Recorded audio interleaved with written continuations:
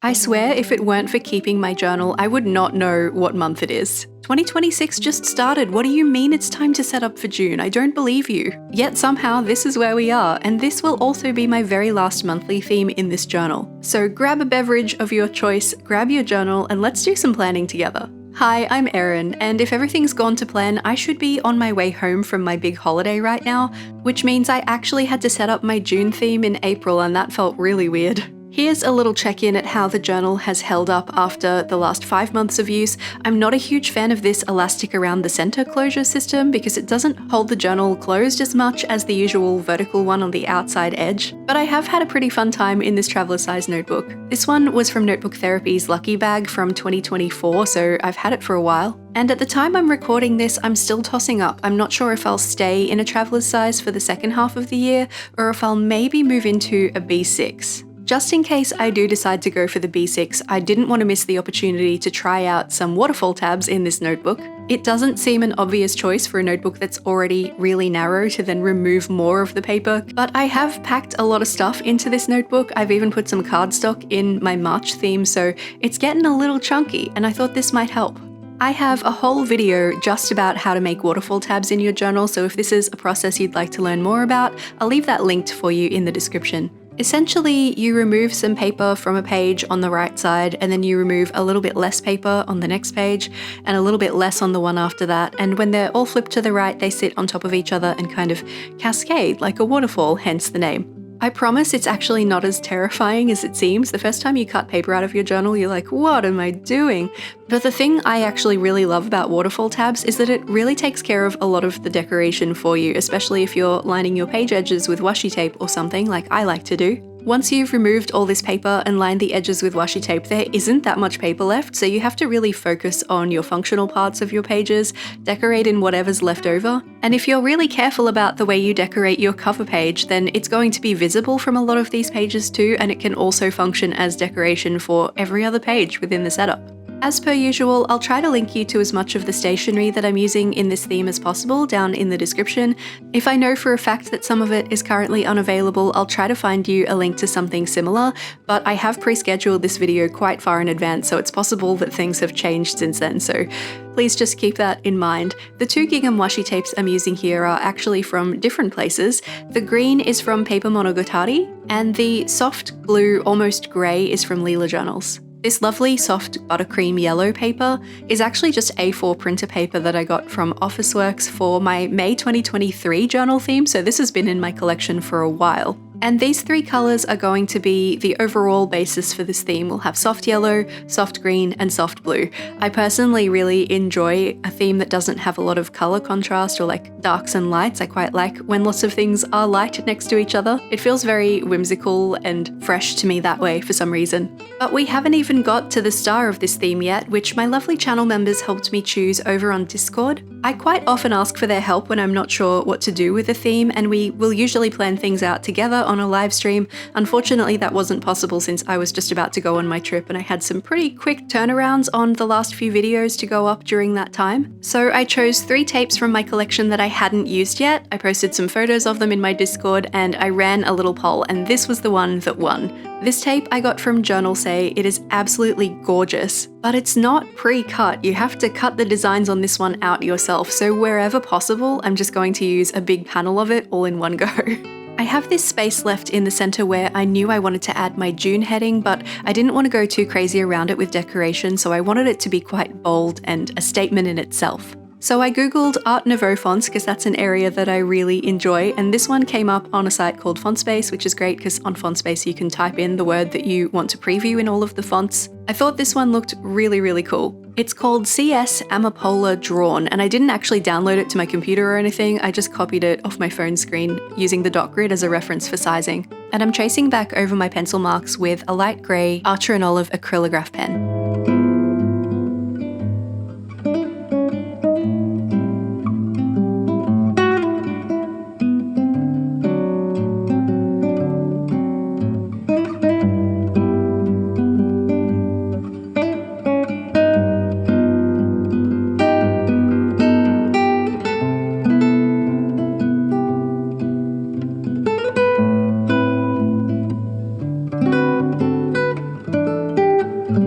That's our waterfall tabs and our cover spread all sorted out, so let's move on to our calendar page. And obviously there is not a lot of room for a drawn out kind of boxed calendar, gridded calendar like I'd normally do, so I'm going with a linear one because nothing else will work in the space I've left myself. If you're a diehard lover of a gridded calendar though, and you don't like the idea of a linear one, you could always just add your calendar to a different spread. One in a couple of pages that still has a bit more space. For some reason, the Tombow dual brush pens look really different on the paper in this journal. This is the 192, but it looks so much darker. For a second there, I thought I'd picked up the wrong pen. I gave myself a vertical highlight line to anchor my numbers and my initials for each day of the month, and then of course I'm just numbering them from 1 to 30 for all the days of June and adding the initial next to them too. I'm a little sad to be missing the opportunity to draw out a gridded calendar where the first falls on a Monday, because that's always so satisfying, but we gotta work with what we've got. And because I know the decorations on that PET tape are quite large and I don't have a great deal of space to be adding decoration here, I'm jumping in with a different Tombow. This one's the grey N89 and adding a second line highlight to the calendar to serve both as a little bit more functional space delineation but also a bit of decoration. By the way, check out how much of that cover spread decoration is visible there on the left. It's really pulling double duty here because it's almost like I've decorated this page too. Most of the decorative segments on this tape are pretty big, but there are a couple of smaller flowers, so I'm going to use those as best I can in the small spaces I've got left over here.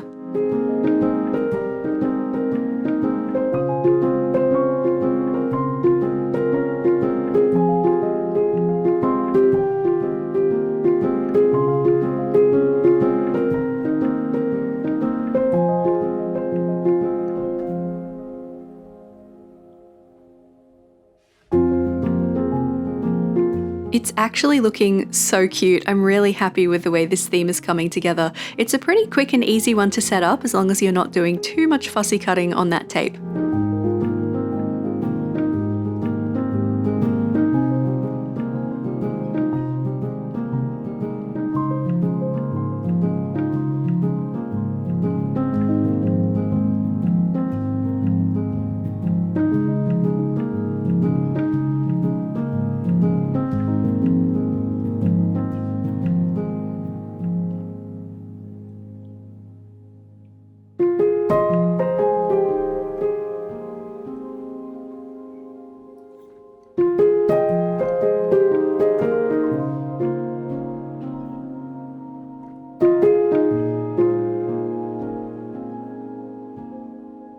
Even though this paper is only 80 GSM, I'm finding that scoring it, if I'm going to put it over the binding in the center of the page, is really helpful to help the book still close nicely. This page is going to be basically the same way I have set it up for the previous 2 months before this one.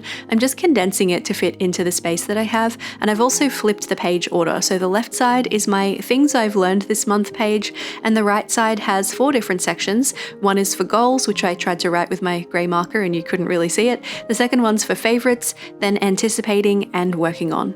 These 2 pages opposite each other were originally getting their own whole spreads, but I realized pretty quickly that I didn't really need that much space, so I pivoted and made them a bit smaller, and it's lucky because I've only got a few pages left over at the end of this journal. I nearly used up every page. Thankfully, the freeformness of the What I've Learned page gives me an opportunity to use a little bit bigger decoration than I could on the previous spread, but whenever necessary, I'm not afraid to cut a sticker down a little bit smaller too.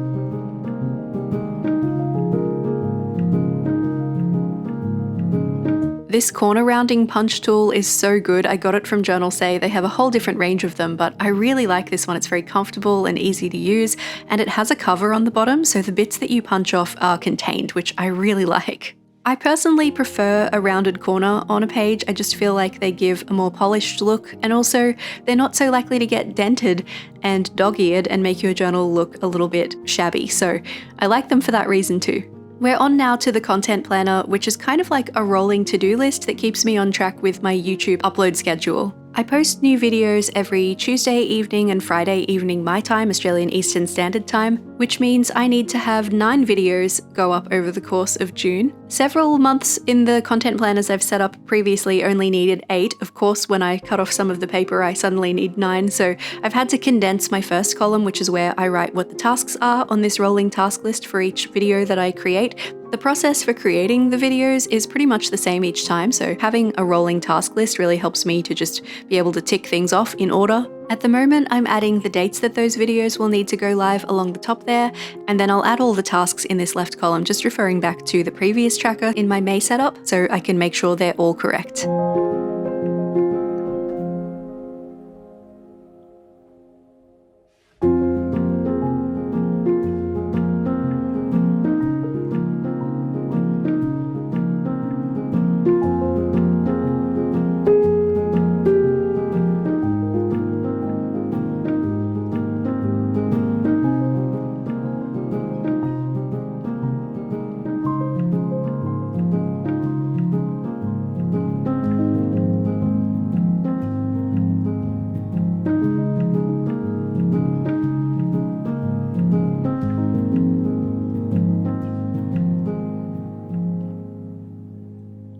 Of all the pages across this theme, across this setup, I found this one the most difficult to decorate. I didn't have a huge amount of room at the top or the bottom of the page, and I did want to make sure I was leaving room for my page header up the top as well. I cut one of the elements from my pretty PET tape in half, and it was still kind of large and didn't work so well on the side, and it felt a little bit ungainly, but do you know what? It's just one spread out of this entire setup, and it doesn't look bad, it's just a little bit awkward, so I think I'm just gonna roll with it.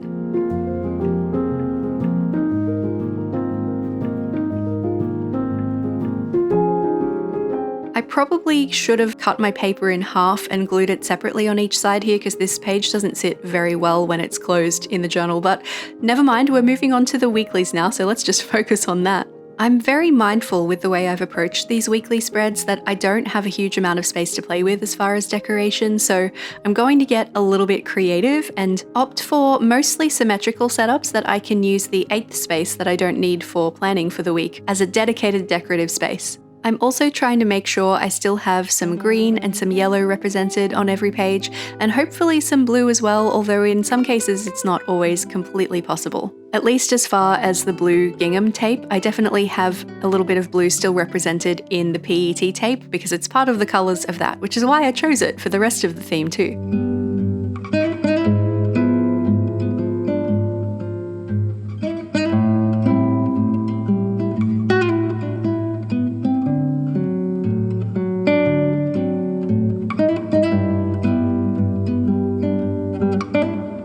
I had to search through and almost kind of audition the pieces of this PET tape to find one that would fit in this space, and it was a little bit further down, so rather than just chopping off a whole bunch of the tape in one go, I thought I'd cut this one out with a craft knife while it's still on the roll. This kind of makes it imitate a kiss cut or a pre-cut tape, but you still have to do it yourself, so it's still a bit more time consuming.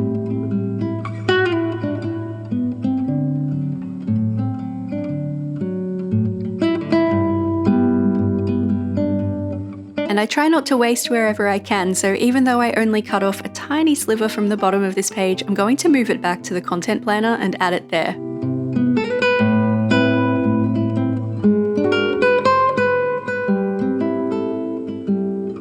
Onward to my second weekly spread for June. I really like to vary my weeklies a little bit. It helps me stay interested when I have a bit of variety between the layouts of my spreads. But you can see on the left page there that most of that cover spread decoration is now covered by the paper when it's flipped to the left, so I want to give this PET tape another chance to really shine. I cut this strip of this yellow paper so that it would almost act like a washi tape when I add it down the right side here, and I like to add a little bit of this yellow tape underneath almost every time I use the PET tape. That's just become a bit of a motif for me here. I'm going to find a good spot to cut the tape where it will fit in this space vertically and just add another whole strip of it just like we did on the cover page. It's not leaving me with heaps of room to plan, but don't worry, I have a system in mind for this one. I'm essentially going to treat the remaining space as though it's a single page. So I'm splitting the left page into 7 horizontal segments. That's actually really easy to do in this journal because it has 35 dot grid spaces from top to bottom on the page, which means I can just divide that by 7 and find out exactly how tall each one needs to be, and it will divide evenly because thankfully 35 is divisible by 7. That means all of my planning spaces for the days of this week will be 5 dot grid spaces tall. I did miscount when I was adding my lines there though. For some reason I forgot to factor in Sunday, but this washi tape will peel up just fine and I can add my Sunday section back in.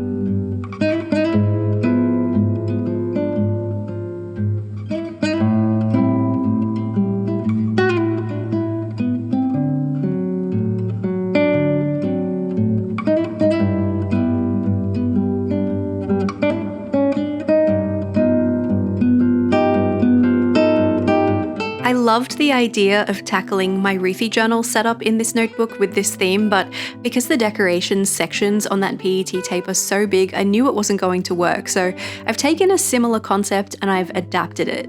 I'm still splitting the page in half vertically and into thirds horizontally, but I'm dedicating the top 2 boxes on the left side of the left page and the bottom 2 boxes on the right side of the right page to my decoration, and all of my other planning will happen in the squares that are left over. Since 35 doesn't divide so well by 3, I've ended up adding a little strip of tape down the bottom, which is great because it's representing the blue in our theme and tying everything together, and the vertical spaces for my planning here are 11 dot grid spaces tall.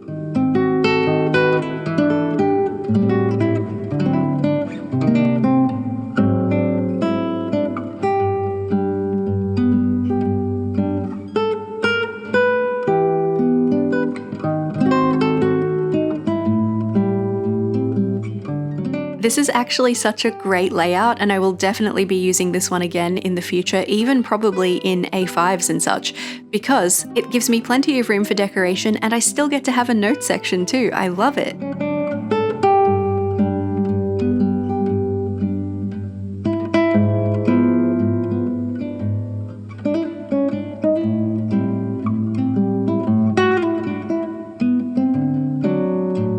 Yes, I did accidentally number my note section, but I actually found going over it with my grey acrylic marker was a good way to cancel that out because it's similar in tone to the green. It took a couple of coats, but after 2, it was pretty good.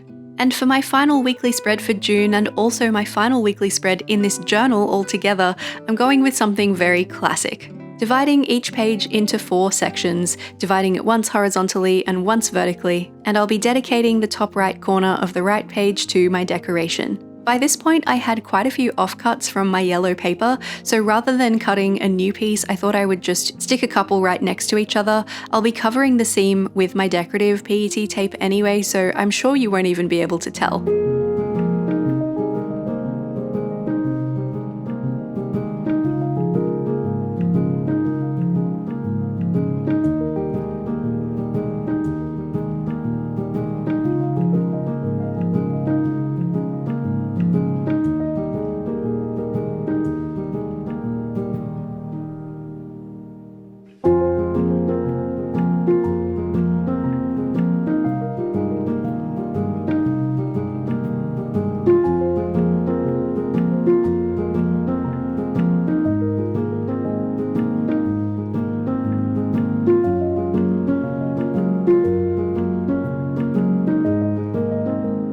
There we have it. I actually really like this weekly. Most of them are a little bit more minimalist than I typically go for, but I think I'll enjoy living in these pages anyway. Now that it's finished, let's take a flip through all of these pages from start to finish and see what the overall effect is like. I was pretty pressed for time when I was setting this up, and I would have loved to take that Art Nouveau font all the way through this theme, but I just didn't have time to spend on it, so I'd love to revisit that font in another theme in the future. I'm really enjoying the colour scheme of this one. It's very sunny and pretty, which is interesting because we're in winter in June in Australia. Although the winter sun in Australia is quite lovely in itself, so it does still make sense. Thank you so much for planning for June with me. I hope that if you are also planning alongside me, you're really happy with what you created. If you're still looking for some June inspiration and this theme isn't quite your vibe, here's another one you can check out, as well as a playlist of all of my monthly setups in this journal throughout the first half of this year.